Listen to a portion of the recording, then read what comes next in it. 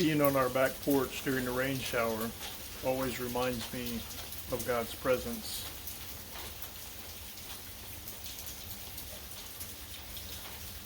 And of His provision. Psalm 24 says, "The earth is the Lord's and the fullness thereof, the world and those who dwell therein. For He has founded it upon the seas and established it upon the rivers."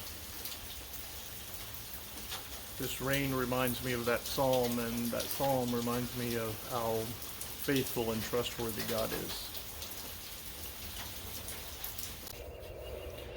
Psalm 24 continues, "Who shall ascend the hill of the Lord, and who shall stand in His holy place? He who has clean hands and a pure heart, who does not lift up his soul to what is false, and does not swear deceitfully. He will receive blessing from the Lord and righteousness from the God of his salvation.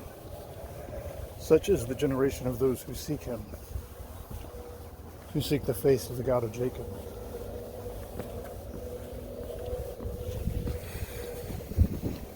Obviously, the reference to clean hands is not lost on me at this time of pandemic. But I want to think about setting our souls. How do you set your soul on something? What does that mean? I think one thing it doesn't mean is mental assent.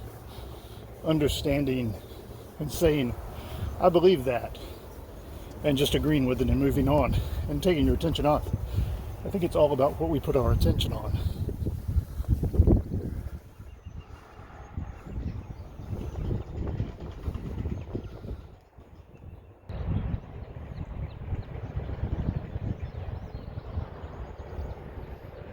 So ascending the hill of the Lord means coming into God's presence.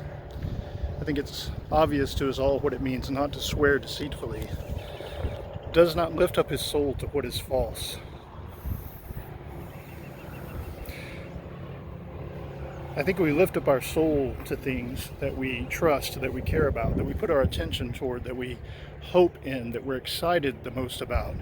So lifting up our souls to something false means all of those things about something that's not God, our priority not being God. And I don't mean in a way of like we should always say God bless you when someone sneezes, or we should think about God in a certain way and have that mentally secure in our head what we're going to do.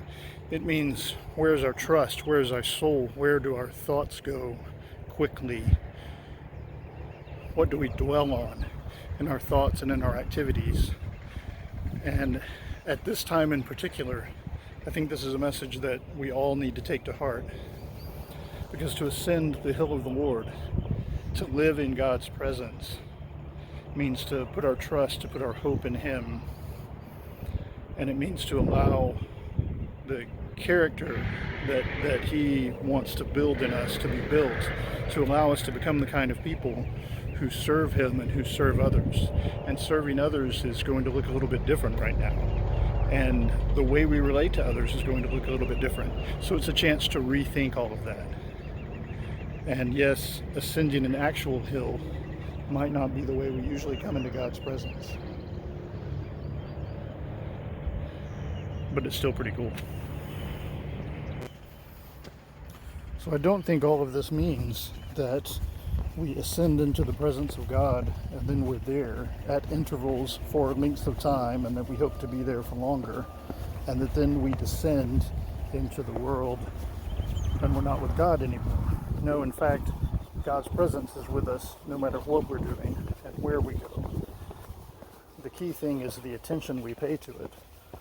And do we put ourselves in God's hands to be used by Him? Do we set our thoughts on His thoughts to try to merge those together so that we understand the world, and we understand our friends, and we understand our enemies and everyone we encounter, whether virtually or in person, in a different way? How do we live? How does God guide our steps? I think that's what Psalm 24 is communicating with us about.